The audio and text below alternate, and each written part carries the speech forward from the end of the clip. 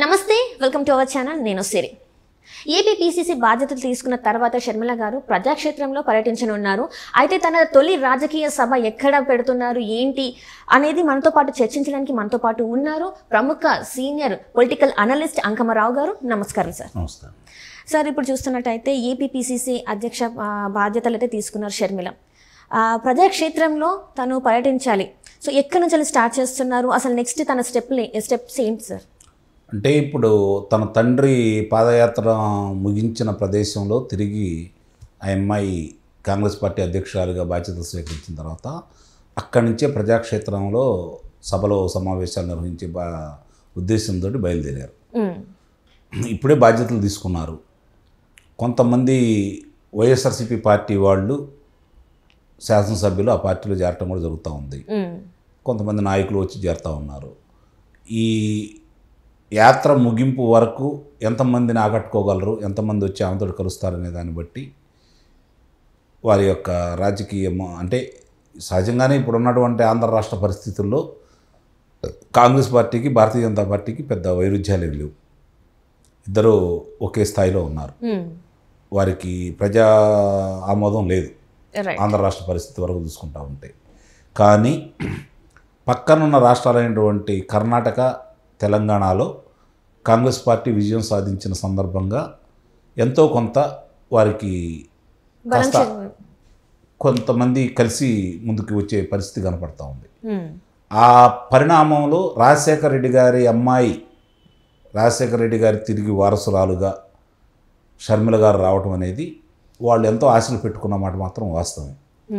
దానికి అనుగుణంగానే వైఎస్ఆర్సీపీ పార్టీలో ఎమ్మడలేని వాళ్ళు, కాంగ్రెస్ పార్టీ వారసులైన వాళ్ళు, కాంగ్రెస్ పార్టీ మీద రాజశేఖర రెడ్డి గారి మీద విపరీతమైన అభిమానులు అయినటువంటి వాళ్ళు మాకు సరైన న్యాయం జరగలేదని తెలుగుదేశం పార్టీలోకి వెళ్ళలేని కొంతమంది ఇప్పుడు కాంగ్రెస్ పార్టీ పంచం చేరే మాట మాత్రం వాస్తవం.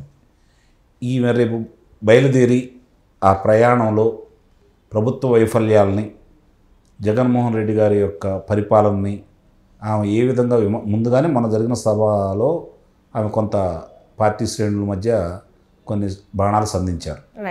అదేవిధంగా కనుక ఆమె బయలుదేరితే నిస్సందేహంగా ఎంతో కొంత ఆదరణ అయితే పెరిగే మాట వాస్తవం.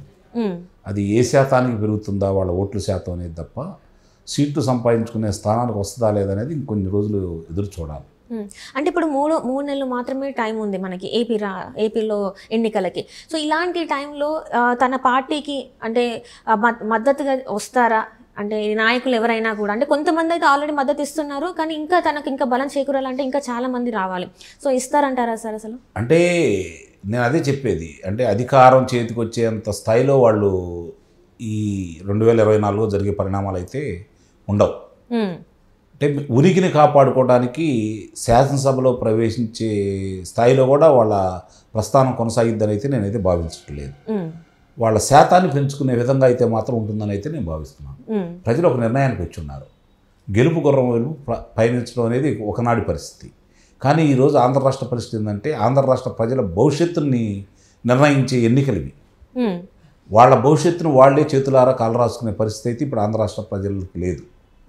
గత 5 సంవత్సరాల క్రితం వాళ్ళు అప్పటి ప్రతిపక్ష నేత ఇప్పుడు ముఖ్యమంత్రి గారు చెప్పినటువంటి మాటలు విశ్వసించి వారు ఆయనకి అండగా నిలబడి ఓట్లు వేయటం కూడా జరిగి చాలా గొప్ప విజయాన్ని అందించారు ఆయనకి. కానీ వాళ్ళు కోరుకున్న విధంగా పరిపాలన లేదు, వాళ్ళ ఆశలకి ఈ పాలకులు అందుకోలేదు. కాబట్టి వాళ్ళు మళ్ళీ ఒక నిర్ణయానికి క్షుణ్ణంగా వచ్చున్నారనేది ఈ మధ్య జరుగుతున్న పరిణామాల్లో మనకు అర్థమైపోతూ ఉంది. వాళ్ళు మళ్ళీ మన భవిష్యత్తుని మన భవిష్యత్తును కాపాడేవాళ్ళు ఎవరు, ఆంధ్ర రాష్ట్ర భవిష్యత్తును కాపాడేవాళ్ళు ఎవరు, మన కుటుంబాలు ప్రశాంతంగా మనుగడ సాగించాలన్నా, ఆర్థికంగా ఎదగాలన్నా, మన పిల్లల భవిష్యత్తు మంచి మంచి ఉద్యోగాలు రావాలన్నా, ఆంధ్ర రాష్ట్రంలో ఎలాంటి అరాచక పాలన లేకుండా ఉండాలన్నా ఎలా ఉండాలి, ఎవరు రావాలి అని చెప్పిన ఒక నిశ్చిత అభిప్రాయానికి వచ్చున్నారు వాళ్ళు. ఆ వచ్చున్న వాళ్ళందరూ కూడా ఈరోజు తిరిగి మళ్ళీ చంద్రబాబు నాయుడు గారి వైపు చూస్తున్నారు. చంద్రబాబు నాయుడు గారు అయితేనే ఆంధ్ర రాష్ట్రానికి ముఖ్యమంత్రిగా తిరిగి మళ్ళీ రాష్ట్రం గాడిన పడిద్ది.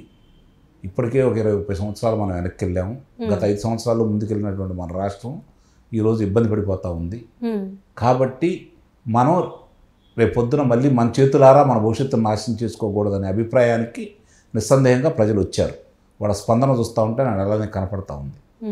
ఇది కాదని చెప్పని అలా చంద్రబాబు నాయుడు గారికి ఓట్లు వేయాలి, తెలుగుదేశం పార్టీకి ఓట్లు వేయాలని భావించిన వాళ్ళు తిరిగి కాంగ్రెస్ పార్టీకి వస్తారనే ఆలోచన అయితే మాత్రం పెట్టుకోవాల్సిన అవసరం లేదు. వైఎస్ఆర్సీపీ పార్టీ అభిమానులు, వైఎస్ఆర్ గారి అభిమానులు, కాంగ్రెస్ పార్టీ అభిమానులు వైఎస్ఆర్సీపీ పార్టీలో ఎట్లయితే వాళ్ళు సొంతం చేసుకున్నారో, మన ఆశలు నెరవేరలేదు కాబట్టి, ఈయన పరిపాలన అలా చేయలేదు కాబట్టి, రాజకీయంగా ఈయన రాజశేఖర రెడ్డి గారికి వారసుడు కాదు అని చెప్పి వాళ్ళు నిర్ణయించుకున్నారు కాబట్టి అలాంటి శ్రేణులు తిరిగి కాంగ్రెస్ గూటికి చేరతాయి. అందుట్లో ఎలాంటి సందేహం కూడా లేదు. అంటే ఇప్పుడు కొంతమంది చూసినట్టయితే మనకి షర్మిల గారి వైపే నేను ఉండేదని చెప్పేసి కొంతమంది ఎమ్మెల్యేలు రాజీనామా చేసి, సభ్యత్వానికి కూడా రాజీనామా చేసి వైసీపీ దానికి, సో ఈమె వెంట నడవడానికి సిద్ధంగా ఉన్నారు. ఇలా ఎంతమంది వచ్చే అవకాశం ఉంది సార్? అంటే చాలామంది అసంతృప్తులు అయితే మనం చూసాం ఇప్పటికీ వైసీపీలో. అంటే కొంతమంది ఎవరైనా టీడీపీలో కానీ జనసేనలో కానీ వాళ్ళు అనుకున్న పదవి, అంటే ఎమ్మెల్యే టికెటే కావచ్చు, ఎంపీ టికెటే కావచ్చు, అవి రాని వాళ్ళు ఎవరైనా కాంగ్రెస్లో కలిసే అవకాశం ఉందంటారు? నిస్సందేహంగా ఉంటుంది. అలాగే కరుడు కట్టిన కాంగ్రెస్ వాదులు, తెలుగుదేశం పార్టీ అంటే పడని వాళ్ళు, తెలుగుదేశం పార్టీ కలిసి రాలేని వాళ్ళు ఈరోజు నిస్సందేహంగా కాంగ్రెస్ పార్టీ కలిసి మొగ్గు చూపుతారు. అందుట్లో అనుమానం లేదు. వాళ్ళ అభిప్రాయాలు ఎలా ఉంటాయంటే తెలుగుదేశం పార్టీ గెలవకూడదు అనుకుంటారు వాళ్ళు. కొంతమంది కాంగ్రెస్ వాదులు, కరుడు కట్టిన కాంగ్రెస్ వాదులు అక్కడ మంచి చెడు గురించి కాదు, వాళ్ళు దాన్ని నమ్ముకొని ఉన్నవాళ్ళు, అంటే ఒక సిద్ధాంతాన్ని, కాంగ్రెస్ సిద్ధాంతాన్ని కట్టుబడేవాళ్ళు, నాయకులు కావచ్చు, శ్రేణులు కావచ్చు. వాళ్ళ అభిప్రాయం ఎలా ఉంటుందంటే తెలుగుదేశానికి వ్యతిరేకంగా ఎవరుంటే వాళ్ళకి గెలిచే అవకాశం. ఇప్పటివరకు తెలుగుదేశం కాంగ్రెస్ పార్టీ మధ్య నడుస్తుంది. తొలిసారిగా ఇక్కడ వైఎస్ఆర్సీపీ పార్టీ వచ్చింది, ఇక్కడ తెలంగాణలో బీఆర్ఎస్ వచ్చింది. కాబట్టి దానికి అనుగుణంగా వాళ్ళు వెళ్ళారు. ఇప్పుడు జరుగుతున్న పరిణామాలు, ఆంధ్ర రాష్ట్రంలో జరుగుతున్న పరిణామాలు చూసుకుంటా ఉంటే గెలుపు గుర్రాలు ఎటు ఉన్నాయి. నిస్సందేహంగా తెలుగుదేశం పార్టీ జనసేన కూటమికి అనేది స్పష్టంగా కనపడతా ఉంది. ఈ పరిస్థితుల్లో తన ఓటు మురగబెట్టుకోవాలని చెప్పని ఎవరు భావించరు కదా తటస్థులు అనేవాళ్ళు. వాళ్ళు తిరిగి తెలుగుదేశం జనసేన పార్టీకి వేస్తారు.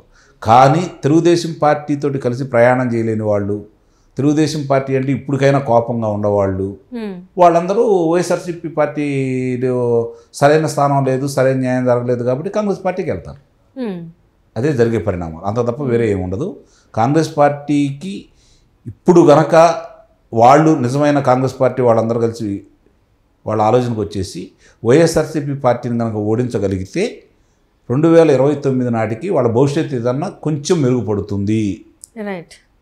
అప్పుడు కేంద్రంలో కూడా కనుక ఏదన్నా తిరిగి రాహుల్ గాంధీ గారు కనుక ప్రధానమంత్రి గారు అయితే వాళ్ళు ఇంకొంచెం నూతన ఉత్తేజంతో ముందుకెళ్తారు. కాబట్టి ఇప్పుడు వాళ్ళ ఆలోచనల్లా కూడా జగన్మోహన్ రెడ్డి గారిని, అంటే కోపంగా ఉన్న వాళ్ళందరూ కూడా జగన్మోహన్ రెడ్డి గారిని ఓడించడానికి ప్రయత్నం చేస్తారు.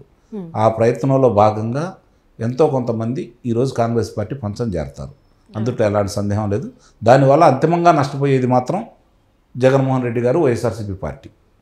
అంటే ఇప్పుడు ఎవరెవరైతే ఇప్పుడు కాంగ్రెస్ వైపు మొగ్గు చూపుతున్నారో వాళ్ళది తర్వాత అసలు ఈ 4 సంవత్సరాలు ఎలా ఉండబోతుంది సార్? అంటే గెలవదని అందరికీ తెలుసు, కానీ అయినా కూడా వెళ్ళి ఆ పార్టీలో జాయిన్ అయ్యి, అంటే ఎంపీలుగా ఉండి, ఎమ్మెల్యేలుగా ఉండి, ఇప్పుడు వాళ్ళు సడన్గా కాంగ్రెస్ పార్టీలో జాయిన్ అయితే వాళ్ళకి ఎలాంటి మనుగడ ఉంటుంది సార్ ముందు ముందు? అంటే వాళ్ళు, అదే నేను చెప్పాను, కోపంగా ఉన్న వాళ్ళ పరిస్థితి ఎలా ఉంటుందంటే తన్నట్టు అన్యాయం జరిగిపోయింది, జగన్మోహన్ రెడ్డి గారు వైఫల్యాలు మా మీద రుద్దుతున్నాడు, ఆయన మీద ఉన్న కోపాన్ని మా మీద ప్రదర్శిస్తున్నాడు, ప్రజలు ఆయన గురించి కదా కోప్పడుతుంది, ఆయన గురించి కదా వ్యతిరేకంగా ఉంది, మేము చేసిన తప్పు ఏంటి, మేము 20% తప్పు చేస్తే 80% తప్పు ఆయన మీదే ఉంది, కాబట్టి మమ్మల్ని ఇబ్బంది పెట్టాడు, కాబట్టి తిరిగి ఈ పార్టీ కనుక ఓడిపోతే ఇక ఈ పార్టీ అనేది ఉండదు.